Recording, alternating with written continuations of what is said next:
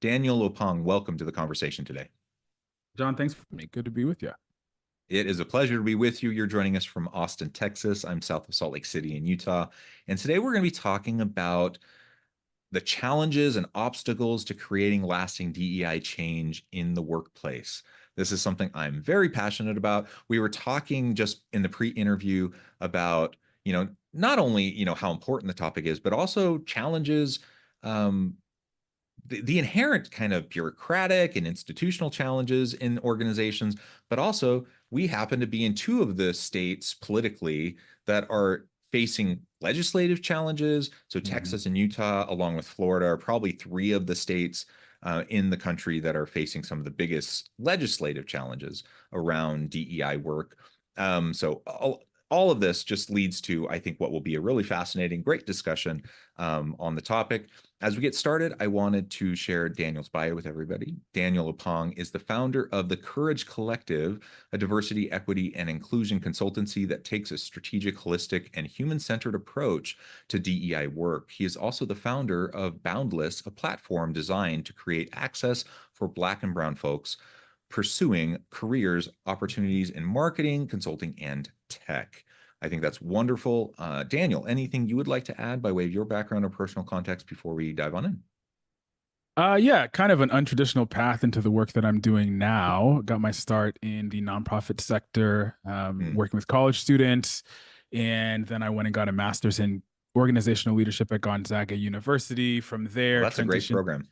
Yeah, it was good. I really enjoyed it. Pacific Northwest is beautiful as well. And so had a good time with that. And then I moved to Nashville to work in venture capital, which is kind of funny because I'd never heard of venture capital, didn't know what it was. And then I got a gig as head of people at a VC fund, a healthcare focused VC fund, which was pretty impactful for my career. And so that led me then, did that for about 4 years, and then worked in the employee experience space. And so kind of a windy, untraditional path to the space that I'm in, but I think really more than anything, I get excited about empowering companies to create cultures where people thrive. And so that's what led me to my work today.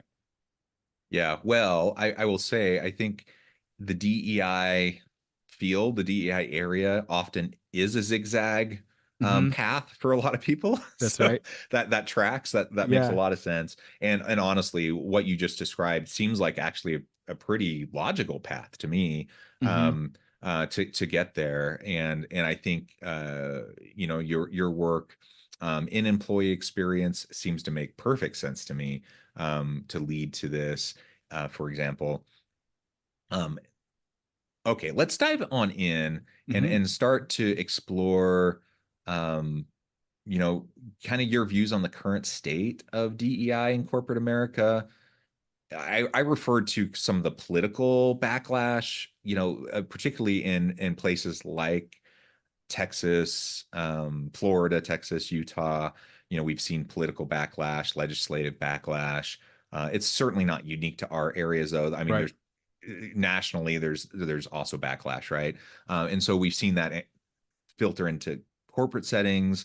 Um, how do you what's your take on that? Like, what's the current state of DEI in corporate America, given Mhm. the kind of tinderbox politically? Yeah, it's an interesting time to be in the space. I'd say the moment is particularly fraught in a lot of ways. I think about Newton's third law, where he says, for every action, there's an equal and opposite reaction, right? And if we Hmm. look at 2020, that was a year of action. Yeah. And what has followed has been the equal and opposite reaction. And I think that tracks throughout history. It's totally predictable. Anytime there have been advances through the lens of social justice, there's typically pushback and the equal and opposite reaction. So I think we're in that moment now, looking at things like Supreme Court overturning affirmative action being one, and then all of the companies rolling back some of their programming focused on DE&I, and then the legislation against or people filing litigation against companies that are practicing DE&I. And so I think this moment is totally predictable. And it's also unfortunate because for me, it highlights the surface level action that was taken by many organizations, or it wasn't really done in a substantive and holistic and meaningful way. And as such, when there's pushback, many companies have backed off what they said was really important. And now we're kind of in this moment where there's a lot of opportunity, but I think there's also a lot of apathy, ambivalence, and just pushback in general. Yeah, yeah, I agree. And because of the tinderbox, the the political um challenges and fraughtness of it all, those companies that weren't really all that committed to it, their first reaction is to just like back away, right? Like completely just Correct. back away from it. And my take is completely in line with yours. Like I think there were so many organizations that I don't think had any real commitment to it in the wake of kind of George Floyd Right. and a lot of that stuff that happened in the summer of 2020. Um, there was a tremendous amount of public social pressure for Correct. organizations to respond in some way, right? Correct. Employees expected them to respond. Consumers expected them to respond. And so you had companies putting out statements, you had them all of a sudden establishing positions of like a corporate, a chief diversity officer or committees or whatever. You had all these things happening very rapidly in a lot of corporations. Um, and to your point, I think for a lot of organizations, it was very, very surface level stuff For sure. that wasn't, didn't actually demonstrate a whole lot of real commitment.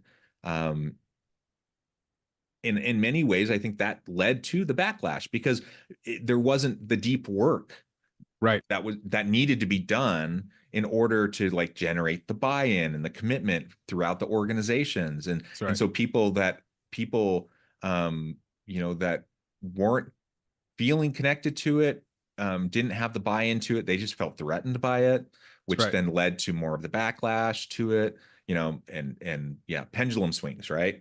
Yeah, With it's been pretty cyclical, right? I mean, I think just the reality when companies took an action in response to public pressure, to your point, there wasn't really the substance and really the investment in making it something substantial, right? And so, I mean, if we look at other business functions, right, take product, take your services, take marketing, take business development, those aren't things that companies just do half heartedly. There's a yeah, lot of investment, there's buy in from leaders on the value and the impact, right?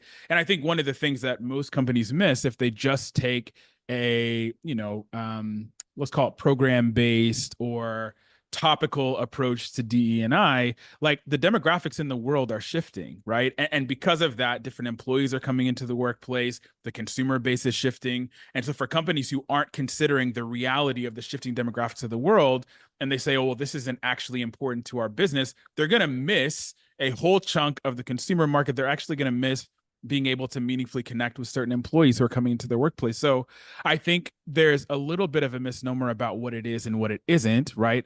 Equity and inclusion work. And as such, I think companies deprioritize it because probably to some degree, they may not have deeply understood what actually the work is in the first place. yeah, yeah. No, I completely agree. So let's go there. Like Yeah, if the pendulum swung one way and then it swung back, and now we see this political backlash, for example, that's something that deeply frustrates me here in the state of Utah. sure. I'm a university professor as well as someone who does consulting work, and so I see it firsthand in the university space because our legislature passed a whole bunch of laws that are targeting universities because they see us as mills of woke ideology, right? Right, right. And so I'm very concerned. I'm very concerned for what this means for the higher education space. Um, and for the first time, I'm really considering, is this a place I'm going to stay? Like I don't want to Totally. stay in an environment where I don't actually have academic freedom, where I don't actually, where I'm being censored in what I can say and what I can teach and like what I Right. can do research in and whatever. And and that's kind of where it seems like it's going.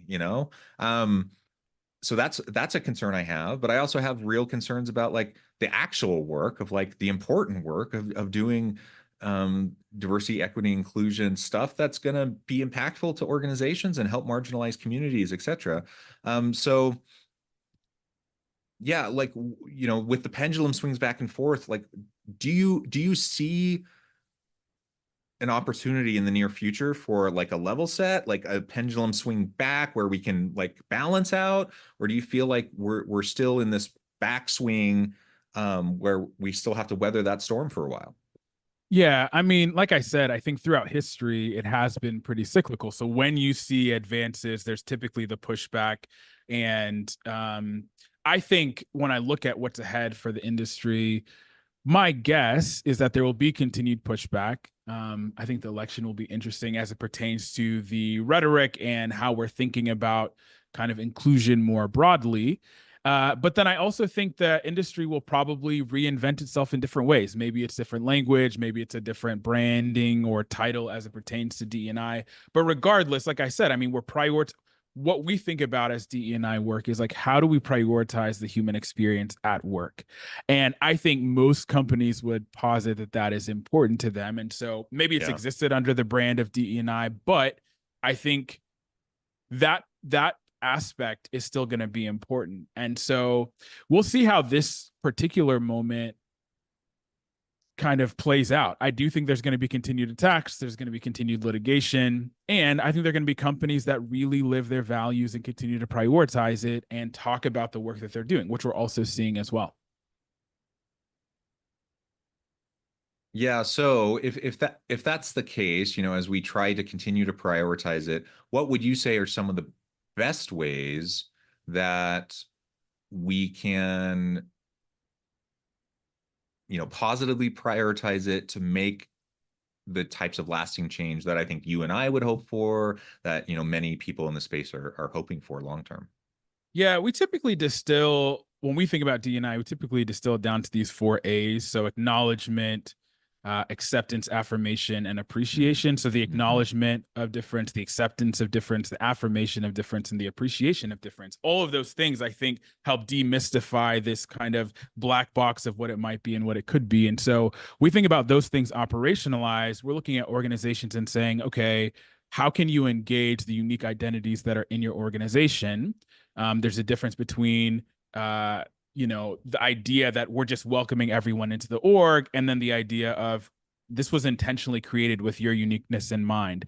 And that's what we're aspiring to, right? So we help organizations think through across the employee journey, how are you prioritizing the human experience at work, whether that is program development, whether that is investment in growth and development opportunities for people, whether that is looking at across the board to see if compensation, for example, is equitable Yeah. based upon identity, tenure, etc. Like there's so many different ways that it shows up that goes beyond a simple training or what people would say DEI hiring. Those things are for me less material. It's more like, how are you considering the identities in your org and how are you investing to make sure that everyone is thriving? And what our research has shown is that individuals experience organizations in different ways depending on identities that they hold. And so I think that's just something that we have to name, help organizations consider, and then help them design both strategies and programs that really meet their people in a meaningful and effective way. Yeah, yeah, I think that's great. And one thing, I think organizations are really going to have to do in order to accomplish what you were just suggesting, is to take a real step back, and consider deeply, their core values, how Mm-hmm. those align with their overarching strategy, Uh-huh. um, and then get people around the table to have some deep conversations around what is intended, to move things forward in a positive direction. Um, One thing that we need to avoid is tokenization. Right. We need to avoid putting all of the pressure of the work on, people of color, for example. That's Right. something that often happens. Um, I'm a straight cisgender white dude, and so I want to try to be an ally wherever I can.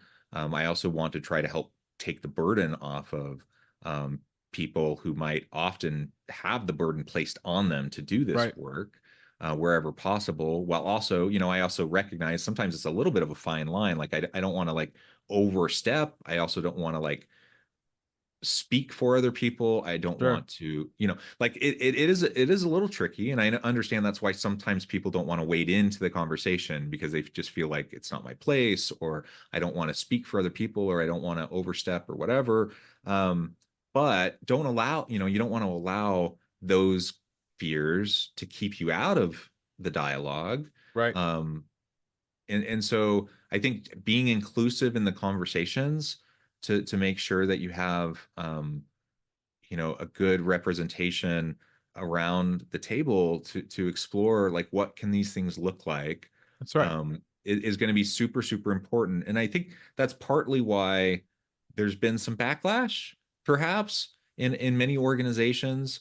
Um, it, you know, it's frustrating. Let me say it this way: it's frustrating to me that I hear a lot of people like me. I hear from a lot of straight cisgender white dudes who talk about that they feel like they are being discriminated against. Sure. That's part of the backlash, right? That they feel like they are being discriminated against, when in reality all that's happening is that in some ways their privilege has been challenged in some way. Right. you know um and so they're not being discriminated against, but in some ways the world that has been built for them, the systems that have been built for them, are now being equalized, or there are being other opportunities created for people that haven't had the same privileges that they've had all their lives. And so, but I hear that constantly. I hear that Sure. in the circles I run in all the time, that other straight cisgender white dudes are feeling it, and that's a big part of the backlash, right? Yeah, yeah, I think so. But what I would two things I would say to that. Number one, it's not a zero sum game. I think the No, idea of that course not. Yeah, right, I think the idea that one person experiencing a more equitable organization or a more equitable society means that it inherently takes from someone else, like that is a misnomer. And so I think we live in a society where so much has been reduced to it being a zero sum game. If one person advances, that means I'm threatened. That doesn't have to be the case. So I yeah, think that is the first thing. And then I think the second thing we have to consider is, like, when we look back on the genesis of programs like this in the first place, the reason why they existed is because certain people, certain identities weren't experiencing society, culture, life in a more equitable fashion. And so right, some of these programs were set in place to help acknowledge and right the inequities of the past. And so to right, me, like, if we lived in an equitable society, there likely wouldn't be any need for equity and inclusion programs in the first place. But because we do right. not, that is the genesis. And so to me, I think it's a major misnomer. It's not a zero sum game. And then I think also they need to exist in order to help create equity and parity where there hasn't been. Yeah, I 100% agree. Um, which is why I get so frustrated when I hear that Sure. argument. Totally. um, and yet those are persistent arguments, right? And Sure. politically, like in the political realm, it's one of the reasons why you know the pushback happens, and why the argument persists. And so I think we have to gently continue to push back. And why I think in particular, it's one thing for a person of color, or someone who's LGBT, or whatever, pick whatever group. It's one thing for them to push back on that argument. um and I think they can be readily dismissed. I think, Yeah. right? But I need to push back on those Right. arguments. Right. I think that is where it has to happen, because Sure. if I'm not pushing back, um, you know, they can still dismiss me. They can say I'm some like woke liberal or whatever. They can throw around those terms, but you know, I think I have a better chance of like pushing back and making the argument and trying to say what you just said in Mhm. hopefully a way that they maybe can hear, hopefully.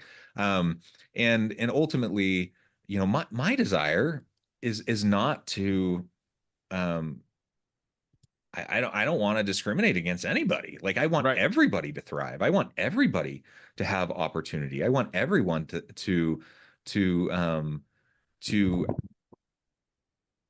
to have amazing experiences in the workplace. I want Yep. everyone to fulfill their potential. That is my goal. And the reality is, society has been set up in such a way, and workplace systems have been set up in such a way that it has disproportionately benefited certain groups, and it has disproportionately negatively disadvantaged other groups. That's right. And that's why we have all of this to try to fix it and to try to make things better. And that's all we're trying to do. And the pendulum swings back and forth. I agree. I think we'll continue to see shifts. We'll continue to see adjustments. I remain cautiously optimistic, and Mhm. I think we have to maintain some optimism. We have to continue to fight and put up um, put the effort forward to try to make positive change. And I believe that that positive change can have the impact that we want over time. Sure. But it's going to take continued effort, and there's no way around that.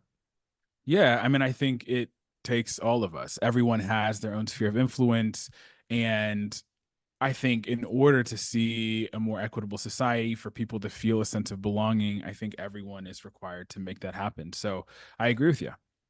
Yeah. Well, this has been a fun conversation. I wish we had like 2 more hours, Yeah, right. but I know at the time I'm going to have to let you go. But before we wrap things up, I wanted to give you a chance to share with the audience how they can connect with you, find out more about your work, your team, and then give us a final word on the topic for today.